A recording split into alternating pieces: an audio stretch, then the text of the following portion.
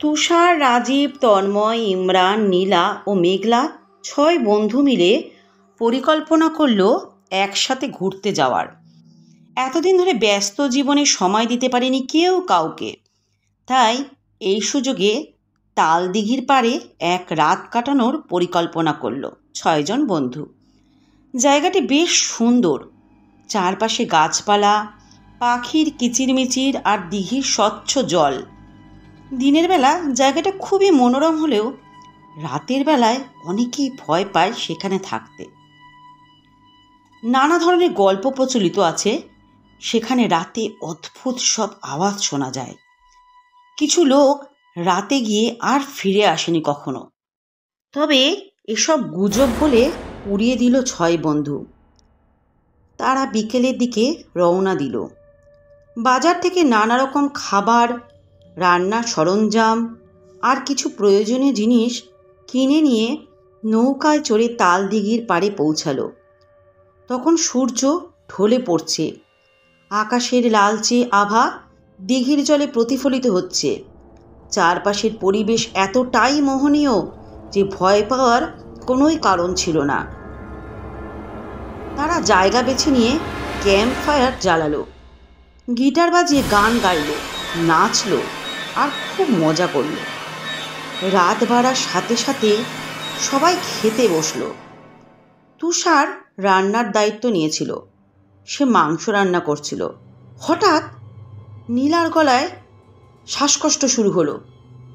সবাই ভয় পেয়ে গেল, দ্রুত তাকে জল খাওয়ালো।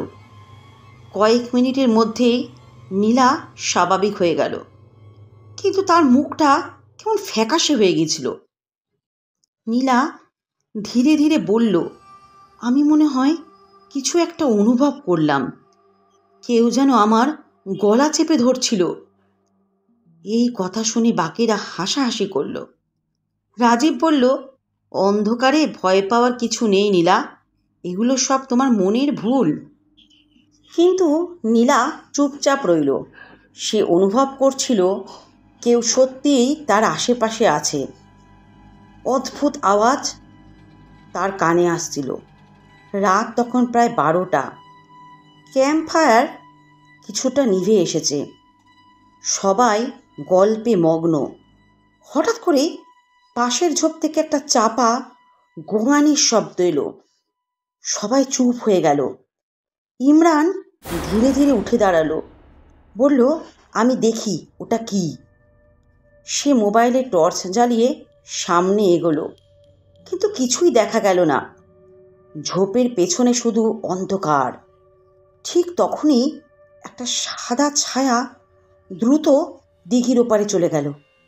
রাজীব চিৎকার করে উঠল, ওটা কি ছিল? সবাই দৌড়ে ইমরানের কাছে এলো। তারা আতঙ্কিত হয়ে পড়ল। ছায়াটি দেখতে পাওয়া গেলেও কারো মুখ স্পষ্ট বোঝা যায়নি। সবাই ক্যাম্পের জায়গায় ফিরে এলো, কিন্তু তখনও সবাই অস্থির। ঠিক তখনই মেঘলা দিঘির ধারে বসে জলের দিকে তাকিয়ে থাকতে থাকতে চমকে উঠল। সে কাঁপতে কাঁপতে বলল, কেউ আমার পা ধরে টানছিল। তন্ময় বলল, কি বলছো এসব? কিন্তু নীলা এবারও অনুভব করল যে কিছু একটা অস্বাভাবিক ঘটছে। আমাদের এখানে থাকা উচিত না, নীলা গম্ভীর কণ্ঠে বলল। তুষার সবাইকে শান্ত করে বলল, তোমরা সবাই ভয় পেয়ে যাচ্ছ, আমরা এখানে এসেছি মজা করতে, ভূত খুঁজতে না।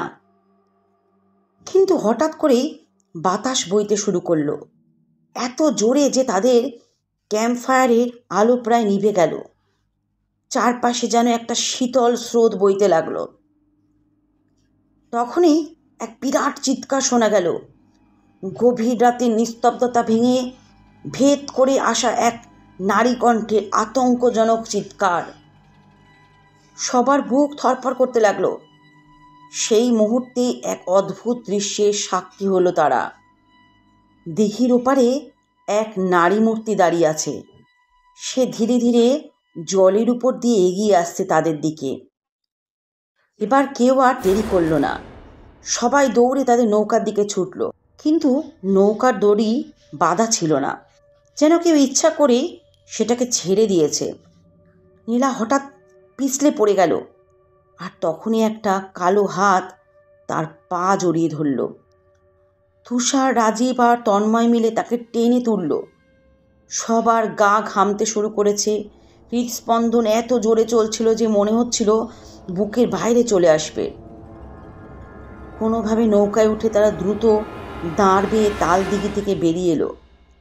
কিন্তু যখন পাড় থেকে কিছুটা দূরে এলো, তখনই শুনতে পেল সেই নারী কণ্ঠ, তোমরা ফিরে আসবে আমার কাছে। নৌকা তীর ছুঁতেই সবাই ছুটে পালালো, কেউ পেছন ফিরে তাকায়নি। পরের দিন তারা স্থানীয় এক বৃদ্ধের কাছে জানতে পারল যে তালদিঘিতে বহু বছর আগে এক নববধূকে জলে ফেলে হত্যা করা হয়েছিল। সেই রাতের পর থেকে যে কেউ দিঘির পাড়ে রাত কাটাতে যায়, তার সাথে ঘটে যায় এই সমস্ত অদ্ভুত সব ঘটনা। ছয় বন্ধু সেই রাতের পর আর কখনো তাল দিঘির দিকে পা বাড়ায়নি। তাদের মধ্যে কেউ কেউ স্বপ্নে এখনও সেই নারীকেই দেখে।